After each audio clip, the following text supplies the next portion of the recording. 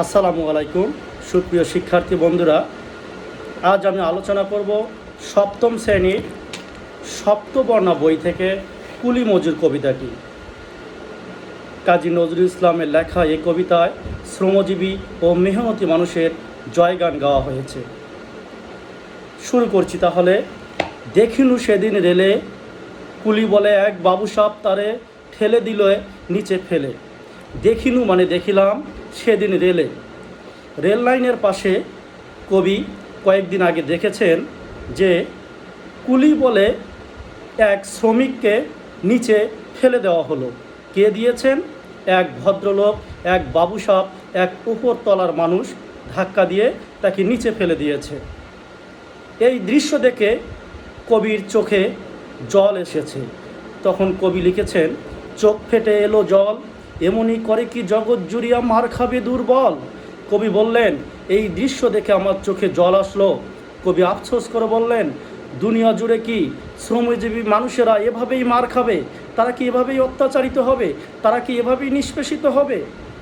এরপর কবি এই শ্রমজীবী মানুষদের জয়গান গেয়ে বললেন, যে দধিচিদের হার দিয়ে ওই বাষ্প সকট চলে, বাবু সাহেব এসে চড়িল তাহাতে, কুলিরা পড়িল তলে। কবি কাজী নজরুল বললেন যে দধিচিদের হার দিয়ে, দধিচি বলতে ভারতীয় পুরাণ থেকে এ শব্দটি নেওয়া হয়েছে। ভারতীয় পুরাণের মতে দধিচি একজন সাধক, একজন মুনি, একজন ঋষি, একজন তপস্যাকারী, যিনি সারাটা জীবন সাধনা করেছেন, তপস্যা করেছেন।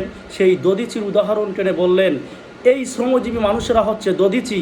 এদের হাড় ভাঙ্গা পরিশ্রমের ফলেই আজ বিভিন্ন গাড়ি চলছে, আজ সভ্যতার এত উন্নয়ন ঘটেছে। ওই বাষ্প সকট চলে, বাষ্পচালিত বিভিন্ন যানের কথা বলা হয়েছে, বিভিন্ন গাড়ির কথা বলা হয়েছে।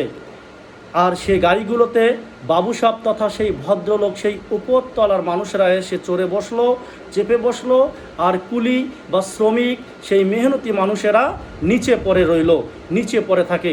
তাদেরকে নিচে রেখে দিয়ে বাবু সাহেব, ভদ্রলোক, উপরওয়ালা মানুষেরা উপরে চড়ে বেড়ায়। এরপর বললেন, কবি ক্ষোভ প্রকাশ করে বললেন, বেতন দিয়াছ, চুপ রও যত মিথ্যাবাদীর দল, কত পাই দিয়ে কুলিদের তুই কত ক্রোড় পেলি বল। কবি সেই উপরতলার মানুষদেরকে মিথ্যাবাদী বলে ধমক দিয়েছেন, দিয়ে বললেন, এই তোমরা বেতন দিয়েছ, চুপ থাকো, যত সব মিথ্যুক ধোঁকাবাজ। এরপর বললেন, কত পাই দিয়ে, আমরা এখন টাকায় আমরা মুদ্রার হিসাব বিকাশ করি বাংলাদেশে, তো টাকার যে একক সেটাকে 1 টাকা আমরা ধরি, কিন্তু আগেকার সময়ে পাই বা পয়সা ধরা হতো।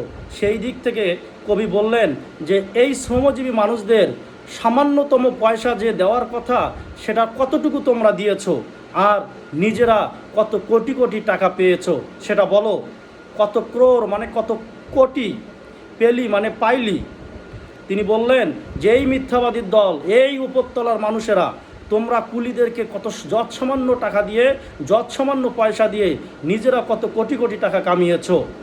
এরপর বললেন, রাজপথে তব চলিছে মোটর, সাগরে জাহাজ চলে, রেলপথে চলে বাষ্প সকট, দেখছে গেল কলে।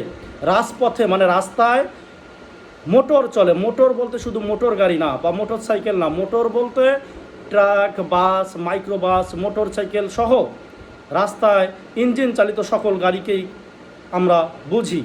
তো এই যে রাস্তায় যে মোটর গাড়ি বা ইঞ্জিন চালিত গাড়িগুলো চলছে, এগুলো কাদের কারণে চলছে? এরপর বললেন, সাগরে জাহাজ চলে, সাগরে জাহাজ চলে, রাস্তায় বিভিন্ন মোটর গাড়ি চলে, রেলপথে ট্রেন চলে। এই যে বললেন রেলপথে চলে বাষ্প সকট, সকট মানে গাড়ি, দেখছে গেল কলে। সারাটা দেশ আজ কলকারখানায় সমৃদ্ধ। এগুলো কাদের তৈরি, কাদের হাত দ্বারা তৈরি? কবি সে প্রশ্নটি করেছেন। এরপর বললেন, বলো তো এসব কাহাদের দাম, তোমার অট্টালিকা কার খুনে রাঙ্গা। খুনে মানে রক্ত, রাঙ্গা মানে রাঙ্গা বা লাল। এখানে কবি বলেছেন যে তোমার এই অট্টালিকা, এই বিল্ডিং, এই দালান কোঠা, ইমারত, এগুলো কার রক্ত দ্বারা নির্মিত, কার শরীরের রক্তগুলো পানি করে এগুলো নির্মিত হয়েছে, কাদের শ্রমের ফলে তোমাদের এই সুসজ্জিত মনোরম ভবন, ইমারত বা দালান, বিল্ডিং। তার আগে তিনি বলেছেন যে বলো তো এসব কাহাদের দান, এগুলো কাদের দান, কাদের শ্রমের ফলে এসব নির্মাণ করা সম্ভব হয়েছে?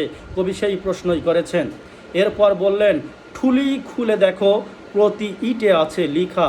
কবি বললেন যে তোমাদের চোখের মধ্যে যে ঠুলি আছে, যে ঢাকনা আছে, যে চশমা আছে, সেটা ফেলে দাও, সেটা খুলে ফেলে দেখো, প্রতিটা ইটেই তোমরা দেখতে পাবে শ্রমজীবী মানুষদের শ্রমের কথা, ঘামের কথা। এরপর বললেন, তুমি জানো না কো, কিন্তু পথের প্রতি ধূলিকণা জানে, ওই পথ ওই জাহাজ শকট অট্টালিকার মানে। কবি বললেন যে তুমি জানো না, তোমরা জানো না, কিন্তু পথের প্রতিটি ধূলিকণা সাক্ষী আছে, তারা সাক্ষ্য দেবে এই জাহাজ, এই রেলগাড়ি, এই অট্টালিকা, এই ভবন, এগুলো কারা নির্মাণ করেছে, কাদের শ্রমের ফলে নির্মিত হয়েছে। এরপর কবি বুক চিতিয়ে তার বিদ্রোহী চেতনার প্রকাশ ঘটিয়ে বললেন, আসিতেছে শুভ দিন, দিনে দিনে বহু বাড়িয়াছে দেনা, সুদিতে হইবে ঋণ। কবি বললেন, হে শোষকের দল, হে নির্যাতকের দল, সামনে শুভ দিন আসতেছে। এই যে তোমরা যে দেনা করতেছ, ঋণ করতেছ, এগুলো ঋণের মতো, দেনার মতো। কারণ তোমরা এই যে শ্রমিকদেরকে ঠকাচ্ছ, তাদেরকে ঠকিয়ে তোমরা কোটি কোটি টাকা হাতিয়ে নিচ্ছ, কামিয়ে নিচ্ছ, এগুলো ঋণ হিসাবে রয়ে গেল। সামনে শুভ দিন, সামনে শুভ হালখাতার মতো দিন আসতেছে, যেদিন তোমাদেরকে এই ঋণ পরিশোধ করতে হবে, এই ঋণ পরিশোধ করতে তোমরা বাধ্য হবে। এরপর কবি বললেন, হাতুড়ি শাবল গাইতি চালায় ভাঙ্গিল যারা পাহাড়, পাহাড় কাটা সে পথের দুপাশে পড়িয়া যাদের হার। কবি বললেন যে যারা হাতুড়ি চালালো, যারা শাবল চালালো, যারা গাইতি চালালো, চালিয়ে পাহাড়কে সমতল বানালো, পাহাড়কে মনুষ্যবাসের উপযোগী করলো, পাহাড়ের মধ্যে আবাদি জমির মতো সুন্দর ব্যবস্থা করে দিল, যারা বিভিন্ন জায়গায় কোথাও মাটি ভরাট করে কিংবা কোথাও মাটি কেটে যারা সুন্দর বাসযোগ্য এই শহর নগর সভ্যতা গড়ে তুলল, তাদের কথা বলা হয়েছে যে তারা এই পাহাড় কাটতে গিয়ে তাদের শরীর থেকে হাড় ওই পাহাড়ের পাশে পড়ে রয়েছে।